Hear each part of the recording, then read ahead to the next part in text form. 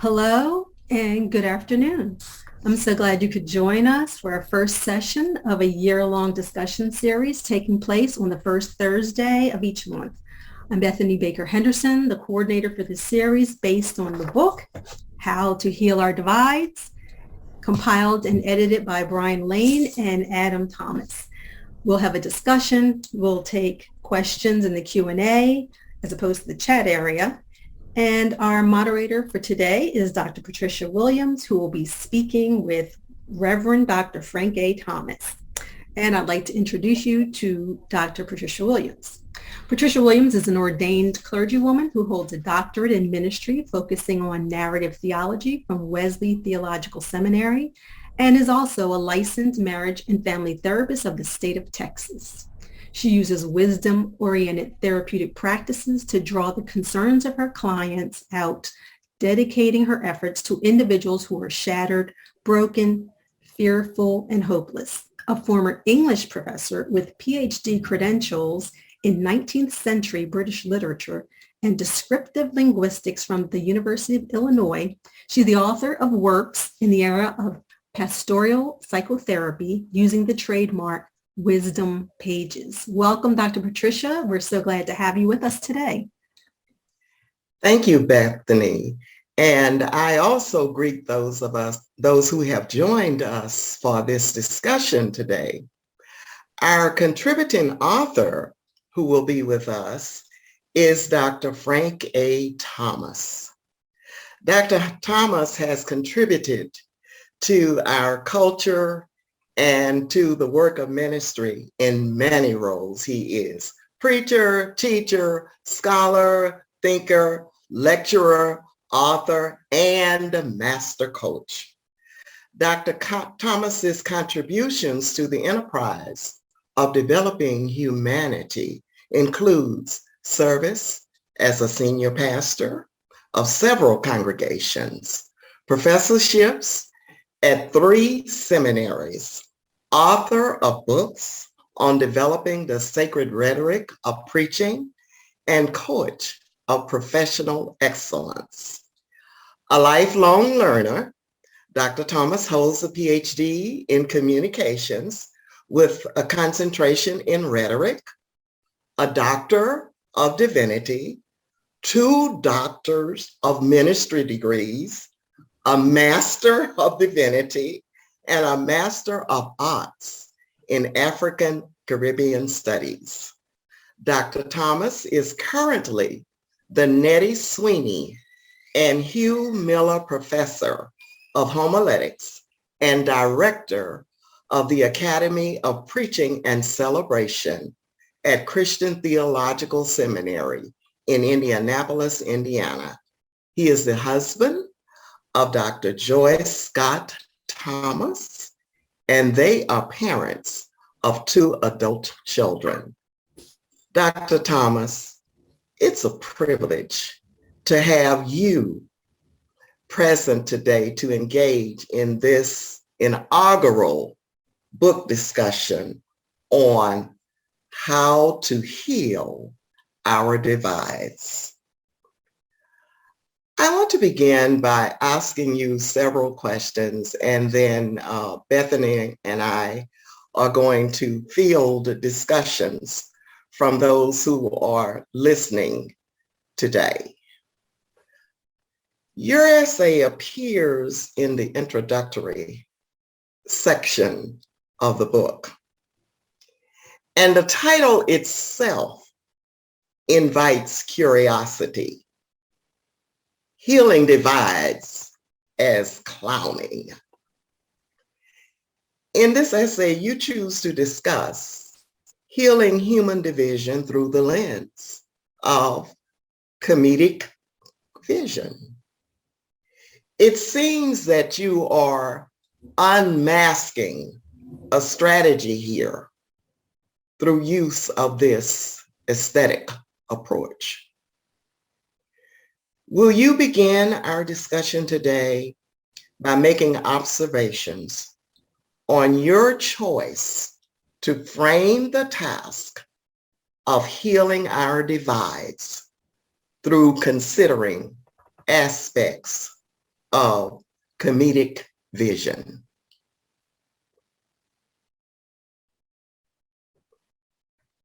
You muted.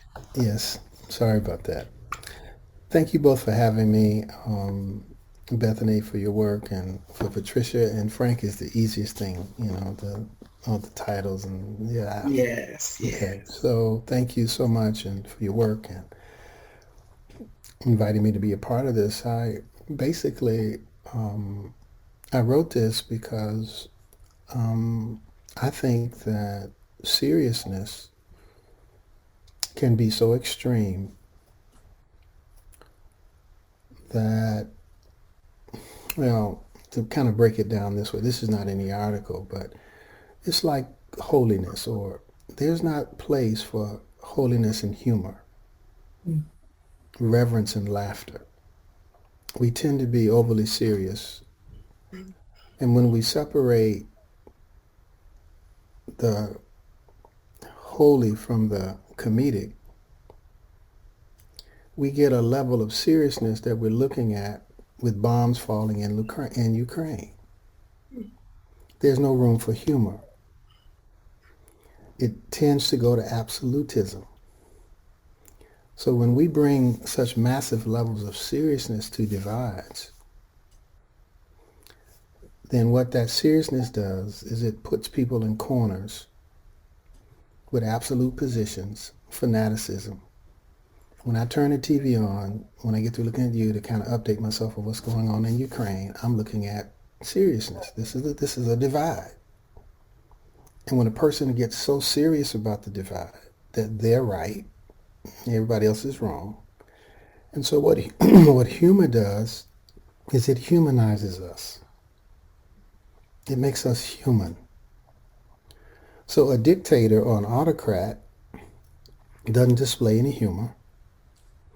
A dictator or an autocrat punishes anybody who makes fun of, in the best sense of the word, poets, playwrights, preachers, because humor is dismissed in seriousness. So if we're going to heal our divides, which is, kind of how I was thinking, this is some of the theory underneath what I was writing, is that we need an aspect of clowning. Because the more serious we are about it, the more stress. So I had a mentor named Edwin Friedman that you might know from family systems theory, who said that seriousness is a sign of stress. Yes. And the more serious we are, the more stressed we are. Mm-hmm. And when we have divides, what we most need is to relax, the humor, to soften, to get perspective, to admit our own vulnerabilities, to laugh at ourselves, to not take ourselves so seriously. Mm-hmm. So all of this is kind of underneath that, a comedic vision. So let me stop there as, my initial foray before I go, too long. But that's some of the theory, and you'll notice that many people are very serious about their religion, and very serious about abortion, and very serious about racism. And while it should be taken with some seriousness, it must be sprinkled with humor and laughter and comedy and play. It's like, the circus clown. So, okay, so you go to the circus and you see the trapeze artists, they're flipping and twirling, breathtaking human achievements. You see the lion tamer, breathtaking. And then there's this clown who trips and falls, who's got a big nose and big shoes, the clothes don't match. And he brings humor, and he makes the circus human. He makes life human. And if we don't make our divides human, seriousness will never heal a divide. Well, let me say, that's not, seriousness without humor, holiness without laughter, Yes. reverence without comedy. I mean, there's a place for reverence, a place for comedy. So let me stop there, and that's some of my basic thinking. Well, I heard a play on words in your comments. And I want to go back to that because I think that we have a paradox here, maybe, Mm-hmm. Yes. because humor evolving into human Right. in this clowning aspect Mm-hmm. of your presentation Right. sort of was a point that kind of arrested my thoughts. You end on the note that clowning transforms the circus arena It does. into a more human, livable space. Right. So, as you talked about the clowning in the essay, I also saw a sacrifice that the clown was making Mm-hmm. uh, because the clown subjects him or herself Right. to both the demeaning and the delightful Right. aspects of existence. So, what else would you offer in terms of the value of clowning in making our spaces more human and more livable? I, I think I quoted Shakespeare out of King Lear, and Mm, I talked about, this quote, this Lear quote, the weight of this sad time we must obey, speak what we feel, not what we ought to say.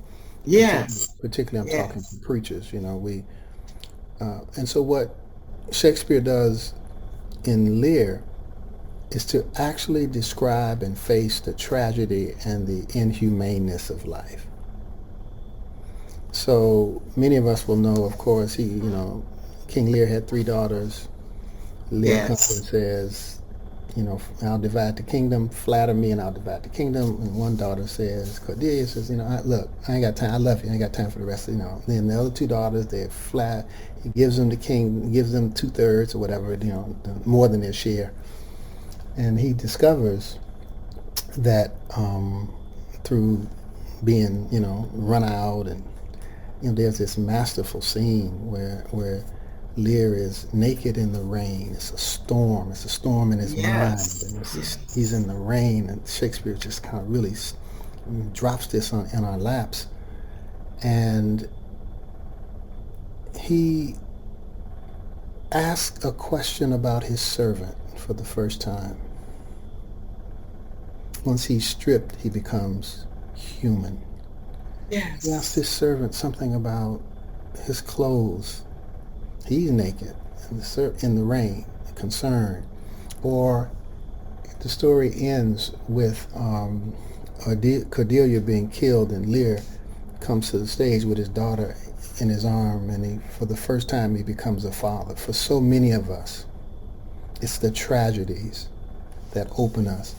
And so what the comedic does, I think, is allow us to honestly face both. I said in the book, I said, just the the ugliness, the downright evil of human existence, our ability to harm, hurt, kill, legislate people out of the human race, commit the most heinous acts upon one another. Look, Ukraine, just turn TV on.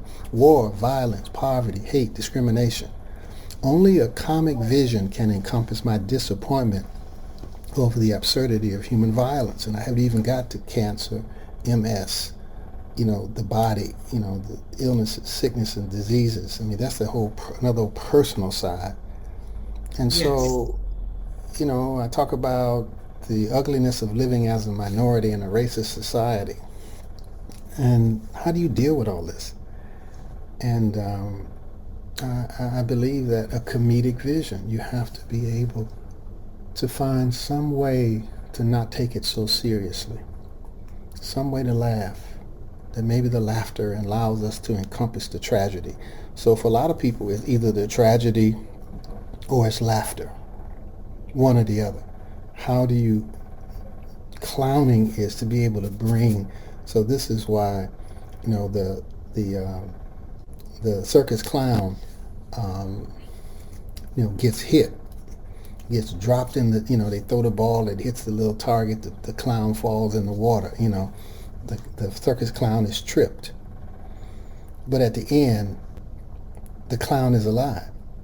The trapeze artists every now and then fall off that trapeze and die. Every now and then a lion eats the lion tamer. Every now and then.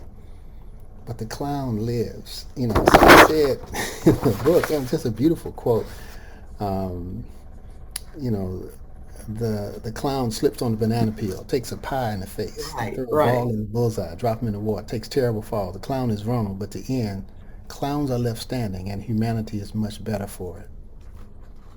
That clowns are still alive. I don't know if that's the best way to say it, but that's the way that I can understand what I was trying to say, to form it into words and express it. Well, thank you for that. There was another thought. We are in a very sacred season now for those of us in the Christian tradition. And as I thought about your characterization of the clown, I saw some, as I said earlier, sacrificial elements there. Yeah, you can see Calvary in it. Yes, that's what I saw. Frank, and I keep going there. Okay. And to a certain extent, that is at the very core of where we're trying to go in healing our divides. However one embraces that ultimate sacrifice that brings about a kind of love that is not possible before that sacrifice, that allows us to both endure and triumph. That's what happened at the cross. Endurance and triumph. What do you think about that? Is there an underlying theology of clowning? I am so very certain and sure there is. Because, let me finish this quote from last time, my last. In the circus, the clown never dies. Harvey Cox puts it this way. The clown is infinitely vulnerable, but never finally defeated. No matter how assaulted, the clown never dies. The clown always has the last laugh, which is a metaphor, of course, for Jesus at Calvary. That evil could not defeat him. That God will have the last laugh. Yes. And the resurrection then would be the last laugh. If I were preaching, I'd structure it that that this is that God gets the last laugh. And because God gets the last laugh, those of us who work for justice and peace and mercy often feel beat up, assaulted, cast aside, called idiots, but in the end, we'll have the last laugh, and we will, ultimately vulnerable, but never defeated. So there's something in the theology of what we think in the world, what winning is and what defeat is. Yes. And so in the world, conquest is winning. We're winners. Americans are winners. We stole the land from Native Americans, so this is going to offend some people, but it ain't much different than the bombing that's going on in Ukraine as to how we got all of this land. Conquest, conquistadors, Native Americans, exterminated, broken treaties. So as a person in a minority position, the way that we have sustained ourselves is through clowning. Yes. So there is a theology to this. There is a God. There is a moral ethic. That humor can be healing. And I don't just mean telling jokes, though I do mean telling jokes. I think what I really mean, is, can you look at the worst in human nature or the worst in life and still don't take it in absolute seriousness? I mean, this stuff is, cancer is serious. I mean, it's very serious. So, but how do we add humor into the seriousness? I think these are the kind of questions that, so we're working to heal a racial divide, but without some form of clowning or laughter or humor, the seriousness kills us. It just kills us. So we don't even see play as holy. Yes. Mm. We don't see humor. Holiness is reverence, seriousness, sober, somber. Yes. Play is loud, unplanned. So sometimes I think the African American church has picked this up and worship as play. And sometimes the preacher is the comedian or the comic. Some will be offended by me saying that. But there's an element of play in African American preaching that in African American worship, a level of freedom, a level of emotional expression. Yes. You don't have to be, and some African American worship is like that, but yes, some is not. Well, we certainly want those who are listening to be able to raise some questions. Bethany, I just see chat here. I don't see Q&A. Yeah, I don't either. But if So they'll place them in the chat. Yeah. Sometimes there's a Q&A, but there's not one here. But if someone has a question, they can certainly put it in the chat. Right. I don't see anything, so there's another thought that I have.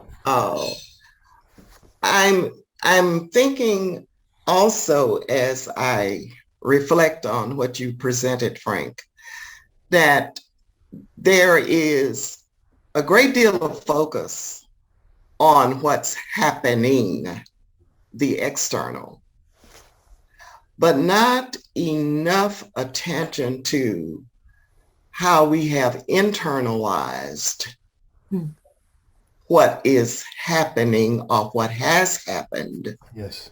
So that we get stuck in a state that is continuously harmful to our existence because we are not devoting any attention. We don't know how to devote that attention to what is happening on the inside and how that whole menace of the unconscious is driving how we see our lives and how we are reacting and responding to acts that are harmful and can hinder not only our personal progress, but how we progress in relationships with others and in our communities. I agree with you 100%. I coined a phrase, that I just wrote down called internalized seriousness. Yes. And for internalized seriousness, I'll give you just a very brief example of my own personal experience. I grew up in a traditional black neighborhood on the south side of Chicago, lower middle class, teachers. My dad was a short order cook. My mom was a school teacher, kind of stuff. My mom was the first college graduate in our family. And I went to a school, where predominantly it was 85, almost 90% white high school, a Lutheran high school, and 10% black. And so I was on the basketball team.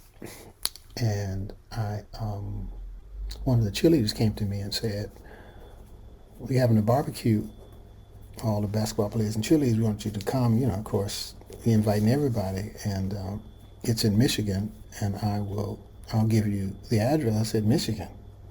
I said, "You commute all the way from Michigan to come to this school every day?" She said, "No, I don't. It's our summer home. We spend holidays and vacations." I said, "Summer home? Nobody in my neighborhood has a summer home. I never heard of a summer home. You mean y'all got two houses?" Mhm. "Yeah, we have two houses."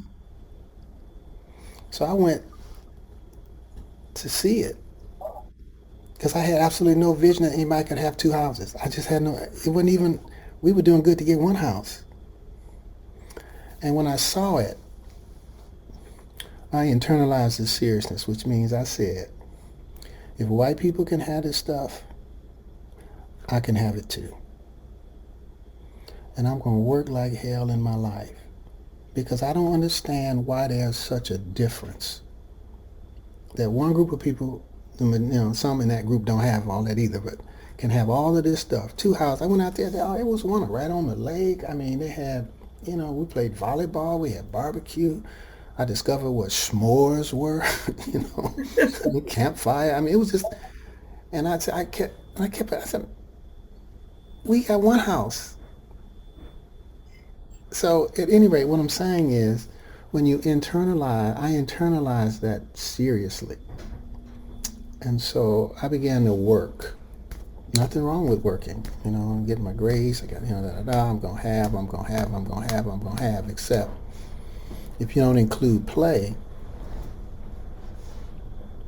then you say stuff to the kids like, you know, I'm grinding. Grind. I don't have time for you to lay on me. You know, I'm trying to get a piece of this American pie. I'm trying to get us ahead. I'm trying to get you your tuition paid. I'm trying.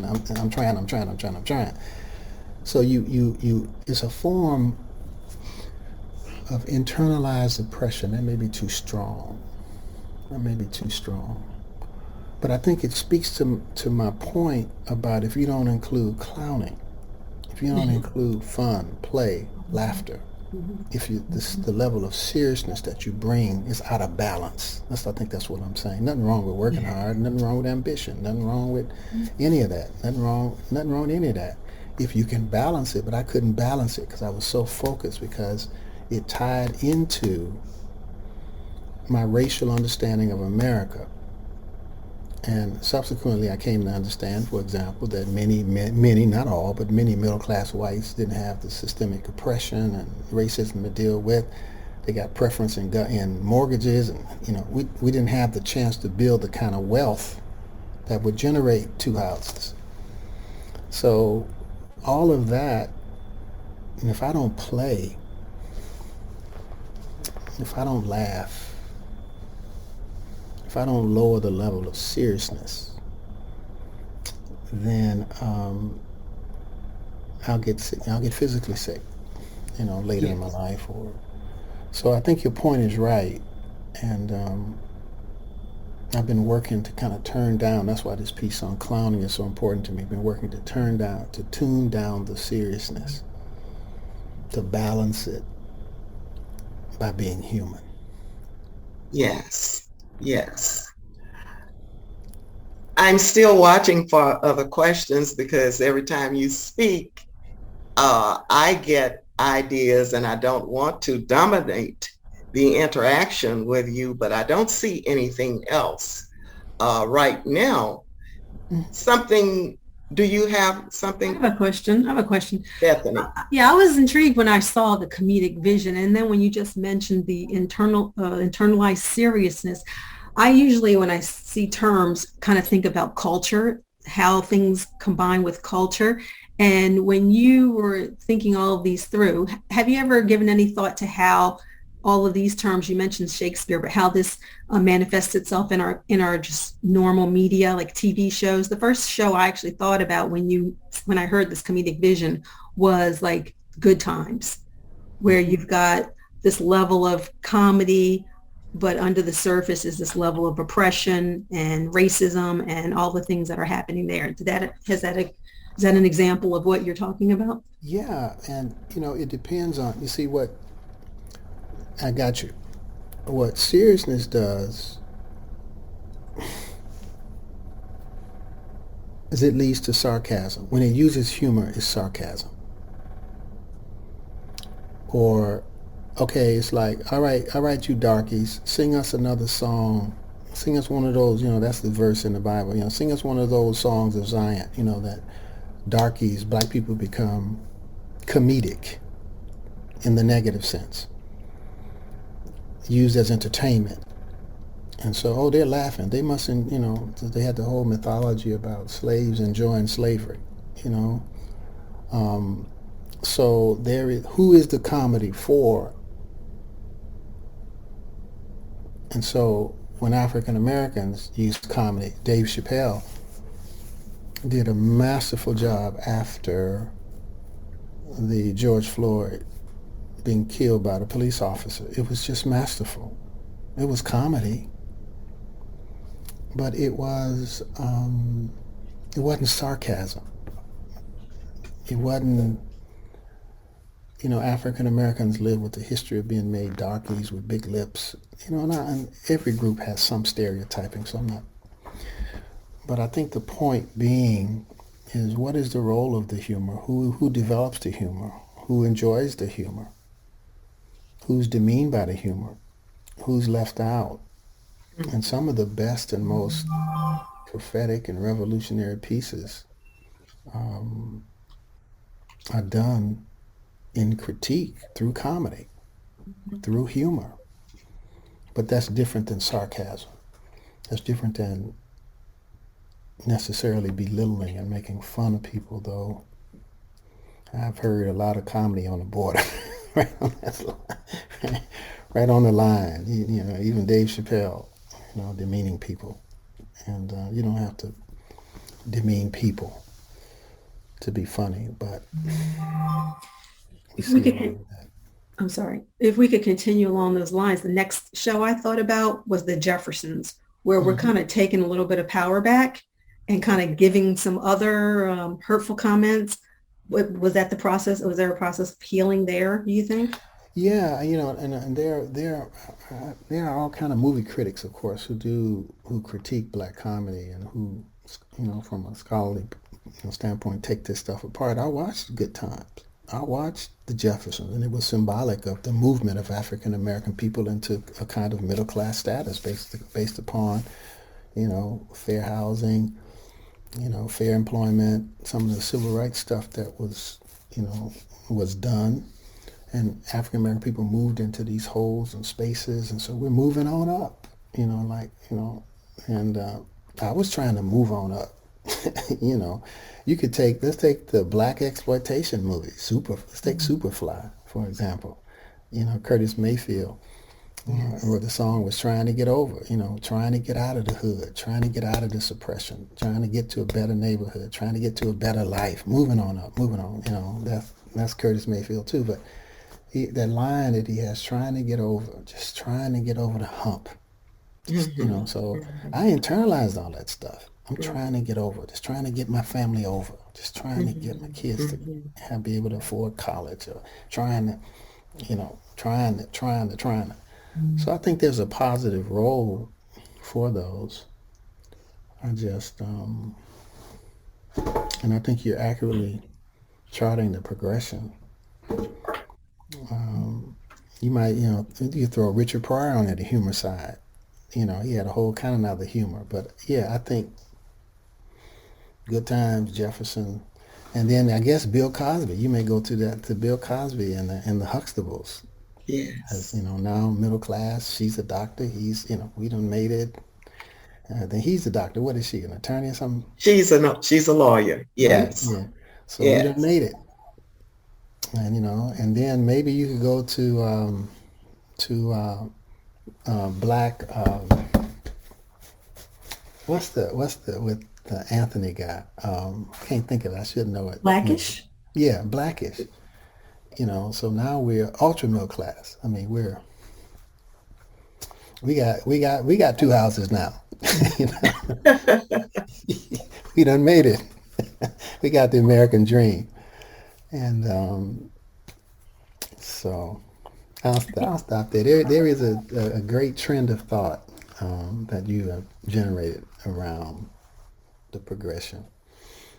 Yeah, I thought that was a good example. I was trying to think of what's most current now because we're so splintered. Back then with the good times, there were seven TV channels. So we were all kind of focused in on good times or whatever was on, the other stations. And now there's so many different stations that it's hard to find something that we can all relate to and know about. But I think Blackish is a good one. I think that's where we're taking our power back because we're taking in those stereotypes and kind of throwing them back out, but from a position of power, real power versus like the hurt. I think that was displayed in the Jeffersons, where he would always demean his next door neighbor, and we felt like, yeah, he's giving it back. But I think in Blackish now it's kind of more of a position of power where we're kind of seeing the stereotypes, but we're addressing them and feeling a sense of healing from seeing someone in their position. And just Eugene Robinson, columnist for the Washington Post, has a book about four Black Americas. There's not one, because there's a class analysis that you could drop on all of that a middle classness has, and there are tons of African Americans who still ain't moved on up. They still down, where Weezy, they left. So I think that's another part of why it's so hard to speak, though I do sometimes. You have to ask, what Black America are you? Am I, as an educated African American male, speaking for an educated class of African American people? Or so, yeah, then there's a lot of layers to that. Yeah. And I think I want to it's just I'm gonna go back to King Lear standing in the rain naked, Mm. and he shows concern for his servant. And he had been stripped of his kingdom, but for the first time he became a king. When Lear holds his dead daughter in his arm, and he realizes for the first time he becomes a father. Yes. So there's the comedic sense Mm-hmm. that tragedy can undo us, or tragedy can make us better. The unexpected, the unwanted, the adverse can do us in, give us cynical, lay my religion down, because life can be so unfair. But the comedic vision learns, grows, and even if it's limping, it still remains standing. Right. I think that's what I'm trying to articulate underneath all of this stuff. That adding humor and play and laughter, comedy, joy, doing nothing, non-being, Mm-hmm. don't do anything for a while, just sit somewhere. Mm-hmm. All these things are tools to help us be able to handle what John Kabat-Zinn calls the full catastrophe of life. Yes, yes. And also, as you were talking about King Lear, this whole aspect of transformation Right. that is possible because we have the duality of that is positive and that is negative. Right. And to connect in those two places drives us to a point sometimes of self-examination. Right. And in that self-examination, we then begin to understand, I think there is a kind of purging in the comedic vision. And we begin to understand who we really are. I think you mentioned that earlier, Frank. Right. Who we really are. Except when we're ultra serious, we can't look at ourselves. We Absolutely. can't humor. We can't admit mistakes. You know, Right. there's no room for forgiveness. I ain't never gonna apologize. Don't back up. Don't you know? All that's human. And so, but you know, when you get to a level of seriousness, you can't have any self-examination. They the problem. You're not the problem. Right. You know, it's like the person that you probably experienced this. You know, they come to counseling. And it's a couple, and they say, "Well, she the one got the problem." Right. You know, and she's trying to articulate, trying to grapple, and I don't. And that one got the biggest problem. You know, the one that said that, Right. Right. right? So it takes a kind of humor to look at yourself and laugh at yourself and admit mistakes and fall flat like the clown, but still try to get up again. Um, it's a comedic vision of life. And there's relief in that too, Mm-hmm. because Shakespeare uses the buffoon Yep. as comic relief. Yep. Yep. In the Yep. midst of the tragedy of it all, Yep. here is some ease. And then you move to the next point in the evolution of the person. Right. And generally, the outcome is a more humane individual. This is why we have, massive divides in this country. You see them, every day. All you do is live or talk to some people or watch television or something. They're massive. It's not the divide, it's how serious you are about the divide. Yes. And it's the seriousness that you bring to the divide that does not solve it, because you move into fanaticism, absolutism. You take your fear and exaggerate it such to a level that you justify. They trying to take our country, or, all this crazy language I hear, Jews trying to replace us, or, why is it that African American progress has to mean you lost something? So that there's this zero-sum game that's being played that has to do with seriousness. And so what we do is, we blame other people.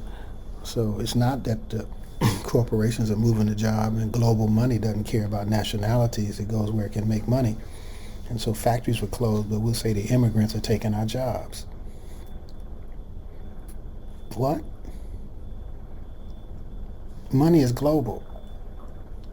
You don't care where it goes to make a profit. And if factories over in wherever pay cheaper wages, then we gone. And you can say the immigrants taking our jobs. So we take our fear and we blame other people. And we absolutize it. And so we don't have room for disagreement.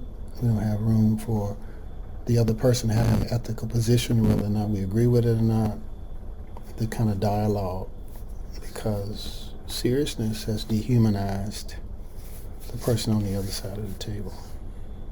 I mean, how in the world can you look at all those bombs falling on all them innocent people and keep bombing?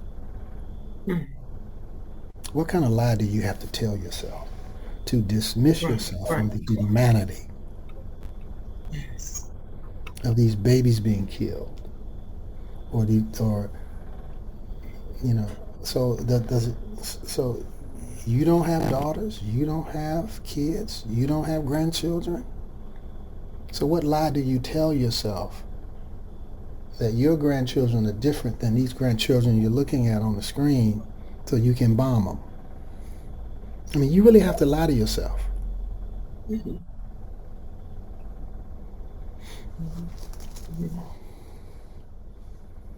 It feels like we've had a tectonic shift from where we had been going, sort of like in the civil rights area of the 70s. Do you feel like we're standing still with all the corporate donations, the look at equity and inclusion and things like that? Do you feel like we're standing still? Or are we running in place, or do you really see us moving forward to a place of healing and closing the divides?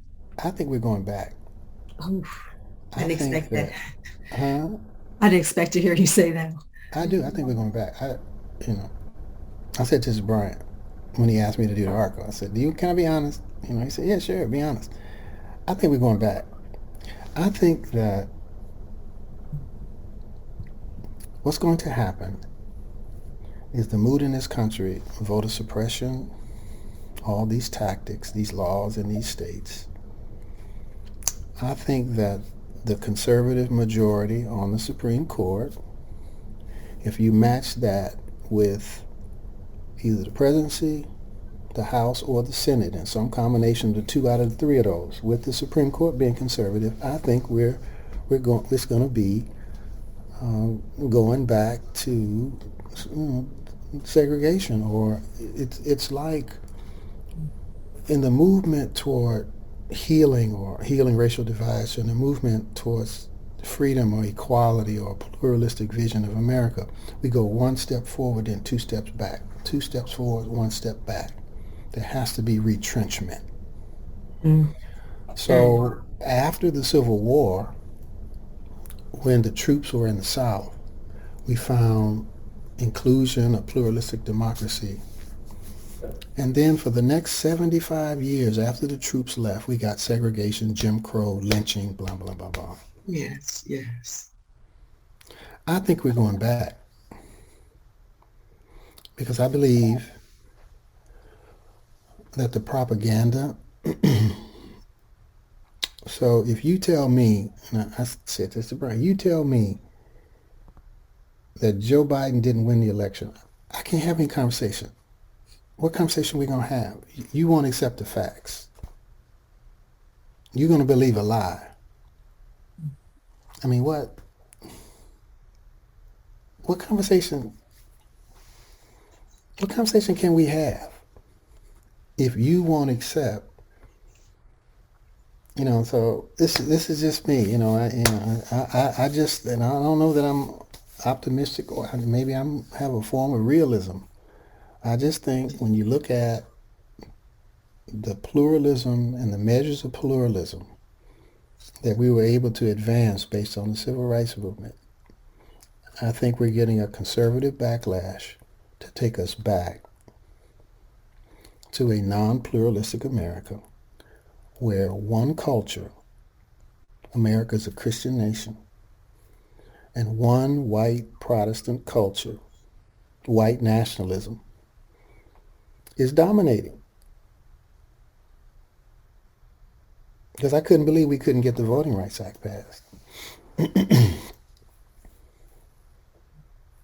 We couldn't get the Voting Rights Act passed. And they're targeting voter suppression under the election security. You see it, I get to turn TV on. And it's justified, it's explained. People got Harvard degrees, they got Ivy League school credentials, reasonable, rational. And when you tell them this is discriminating against African American people the way you laid this map out here, oh no, we're just doing election security.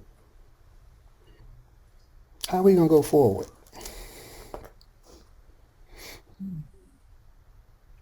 So I think we're in for a rough time as a nation. And if the pandemic couldn't get us all on one accord, a virus that don't care about race, color, skin, class, and we made that a political issue, what is it going to take? How much tragedy is it going to take? How many bombs have to fall before we realize that these divisions that we've created and that we're so serious about don't really matter? Sorry, I can't be more hopeful about that than that, but I think that... Well, it's the circumstance where individuals get stuck in what they believe, and they are unwilling to open a space in their being to receive anything else. There is no purging that has occurred in their vision.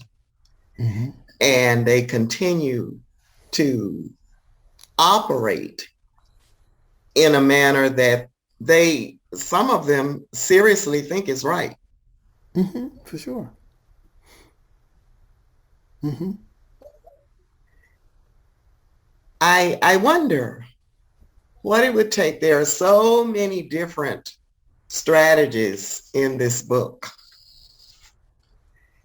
And some of them, the claims are they have worked with a small group of individuals. Some of them have even gone to other countries and introduced these strategies. Mm-hmm. But what would it really take this is a rhetorical question at this point.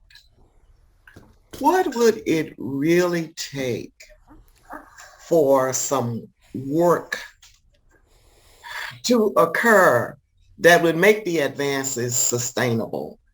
I have often made the observation, just as you were saying, Frank, that there has been movement forward, but it's not sustainable for some reason.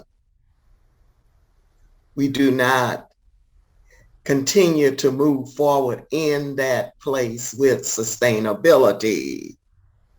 So I am wondering, and I continue to ask this question because I believe that the work that I do is an abolitionist movement. And it has, if one works in the strategy that I have been given, it will have internal consequences. Yeah. So what will it take for individuals, rhetorical question again, to have that change, that transformation, enough of us to have that transformation so that we can make a difference in sustaining the advances for all humanity? That's the divine plan. Yeah. Can I make a suggestion? It's kind of the answer that we always hear in church, Jesus Christ. I mean, I read the Bible and what I see going on for people who call themselves Christians, they don't line up. And I think until they are on the same page, they're going to be living one method of Christianity while the real one just goes unheard. I think that we personally or collectively have to be like Lear, who was stripped of his privilege, stripped of his clothes. He's naked in the rain. And he comes to look at his servant who is clothed and says, what of thee, knave? How you doing? And I think that America as a nation has gotten privileged. We don't know anything about sacrifice. You can't get us to sacrifice. Oh, this individual right. This is my right. This is my right. It's me. It's me. Can't no government make me do anything. Nobody make it. No, this is me. This is me. And what's the sense of common good? We don't have a sense of common good. This is me. How I feel. My individual rights. We've lost the ability to sacrifice. How can a president or leader get us to sacrifice anything? What are we willing to give up for the greater good? It's about possessing, owning, having, taking, if you will. And we watch the people over there in Ukraine, and they stand in front of those tanks. You know what I call them? Holy fools. I wonder Yes. how many holy fools we have in America. Well, I wonder. And I wonder if I was standing in front. I mean, you have to ask yourself that question. These people are saying we outgunned outman whatever else. But we're going to fight for our home. And even if I have to die, I'm going to fight for my home. That used to maybe be, I don't know, maybe that's the kind of threat it would take. I thought the virus might do it, but it didn't do it. So,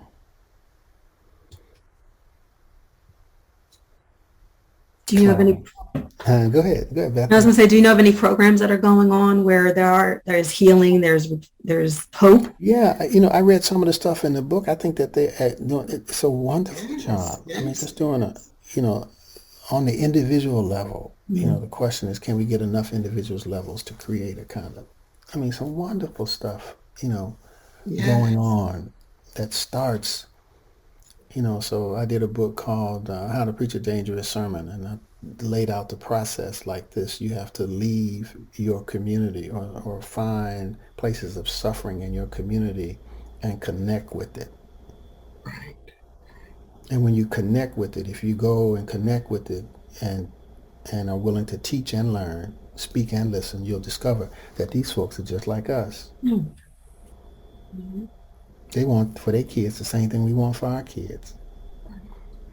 And then when you get there, you'll discover the structural and systemic issues that block advancement.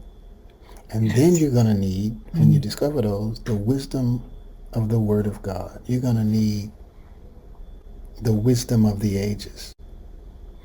And when you contact and discover the wisdom of the ages,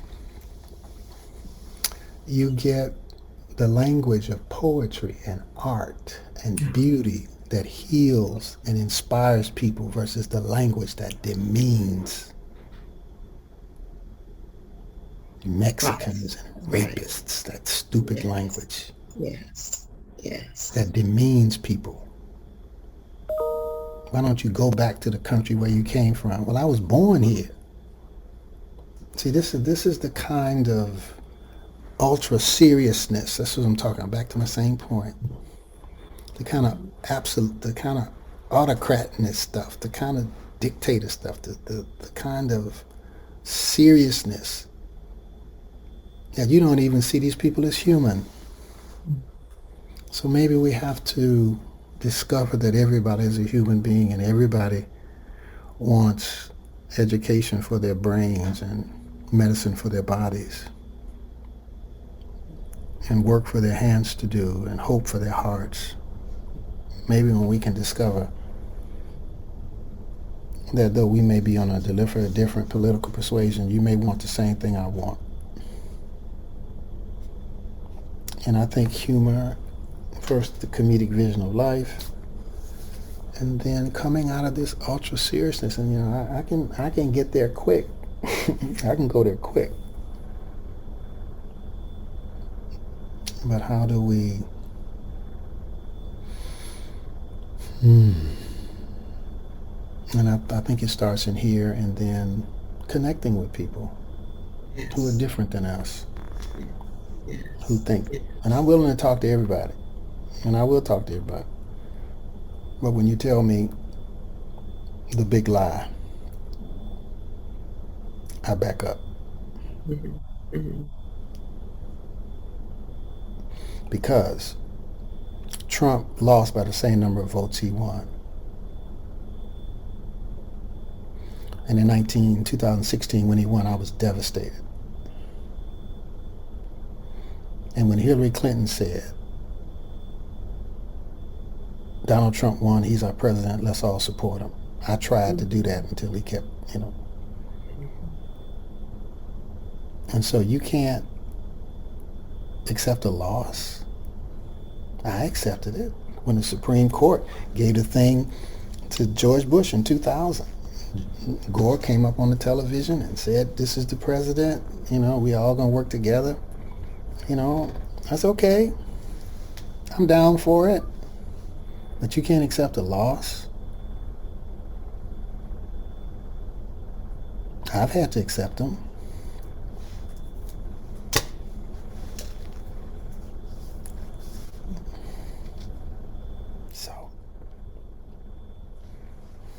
Thank you so much. Yes. Yes. That's I'm serious. I'm too serious. I need to crack a joke. I'm too serious. I'm too serious. You can turn. it's Yeah.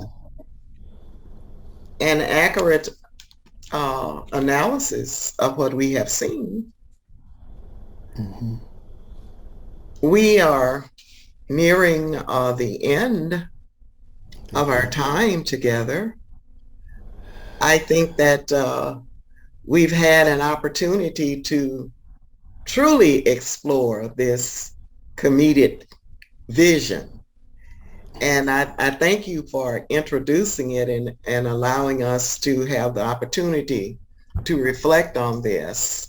Frank, I think it's certainly worthy of consideration because not any aspect of our lives will go in just one direction. Yeah. Amen. Yeah. We have the dichotomy. It Yep. is with us. And I am hopeful that these discussions will become more active in the involvement and engagement of individuals because it's necessary that we have the conversation, but not only have the conversation, that we walk away with the resolve that we are going to do something. Right. We each have a mission, Right. and if we don't embrace it, then we won't end up contributing as the clown does to make the space more human and livable. Amen.